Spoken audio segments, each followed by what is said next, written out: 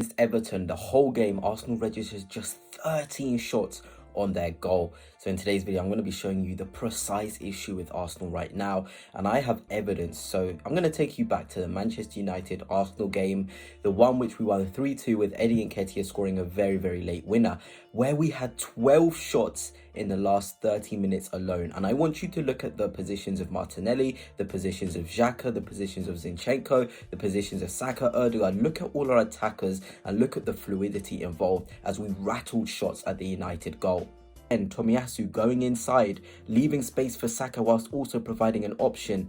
There you go, into the box. Look at the bodies. Zinchenko's in centre forward role. Xhaka's edge of the box. Martinelli's back post. Eddie's in there as well. So many bodies, so many, players in and around the zone. Here, Saka's isolated, but still, he has an open pass to Erdogan, who's in the right zone. Zinchenko can pick it up here. Xhaka's in the centre forward role. It is just beautiful. This is what we are lacking. Rotations, not fluid enough. We're not going to move any low block if we're not fluid enough. Just look at this. United could not deal with us. This is exactly after, the 2-2 when Lisandro Martinez had scored. Look at the pressure. Look at the bodies in there. It is just absolutely unreal. As I watch back these sort of chances, I just can't believe we've lost this fluid nature in the attacking third. We've lost this ability to sustain pressure and suffocate the opposition at home, because when we do it, we are so good, and we just don't do it enough at the minute. And I really miss that left hand side. And of course, here is the goal, Eddie Nketiah into the back of the net, and it all comes from being fluid. We are not fluid enough. We are not fluid enough.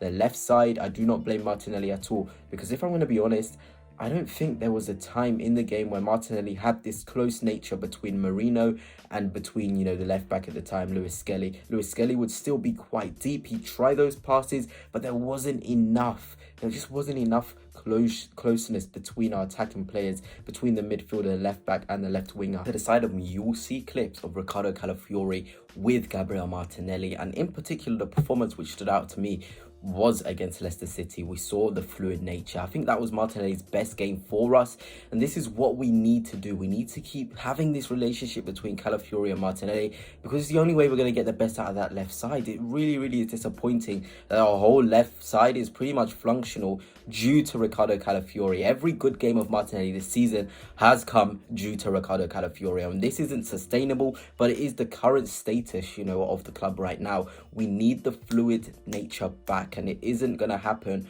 with the sort of unorthodox left back playing there, unorthodox Timber playing at left back, unorthodox Lewis Skelly, who's a midfielder, playing at left back. They haven't got that Riccardo Calafiori fluidness in the attacking third to unlock Martinelli. But we've also got to question ourselves, Gabriel Martinelli, because this season for me, it's been disappointing. I feel like he has been given the opportunities to go 1v1 against his opponent.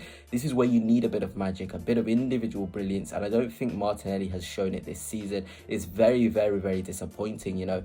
We expect him to be a lot more potent. We expect him to be a lot more confident as well. It is just what we need from our attackers. Saka's able to do stuff even with 3 players in and around him. Martinelli, even with 1v1, he hasn't got that confidence to go on the inside. How long has it been since we've seen Gabriel Martinelli cut in and have a shot? I actually think the last time we saw that was when Riccardo Calafiori was playing against Leicester or Southampton, one of those games. That is where we saw it from Martinelli. But what it does tell to me is that Martinelli is a system player. He needs the right people in and around him to perform at the highest levels. Otherwise, he's going to be pretty one-dimensional. And as you'll see next to me now is clips of Martinelli in his best season for us. Look at the areas he's picking up. Similar to the game where we had chances against, Manchester United, our left winger, whether it's Trossard, whether it's Martinelli, they kept finding spaces, and these spaces were able to be found because of, like I've said, fluid rotations. It's just about being fluid, being flexible. This is the only way you're going to move about low blocks, mid blocks, whatever blocks you're in. We are Arsenal now. We play against teams that like to sit back, like to be in their defensive shapes. So we're going to have to find ways to break them down. And it can only happen once those rotations happen on the left, because we're too focused on the right. Everything can't go down the right. We can't just hope for Saka to do a bit of magic every single game. It is unsustainable. And when he's not on it, I look to the team and I'm like, who can be the guy to unlock it? Erdegaard normally can be that guy, but he had an off day. And it's just, we just need to find a bit of extra, a bit of something, you know. We talked about needing a striker, but is it really a striker? We're not even getting ourselves into those positions which a striker would be able to score chances from. I look at Havertz, he made a lot of runs in the game against Everton. He wasn't found. That is not good enough. We've almost got to look at ourselves instead.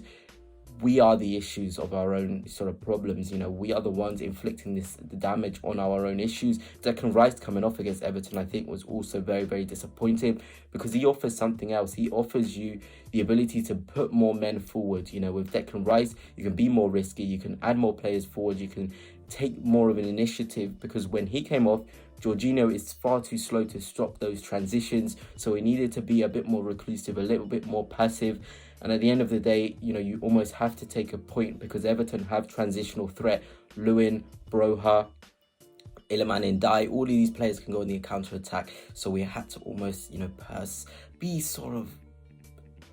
take a step backwards, to be honest, and that was very, very disappointing. But look, 6 points from Liverpool, so many more games to go. I wouldn't say the title is definitely over, but I would say we're in a lot more of a difficult situation, and we're going to need something special to get that title this season.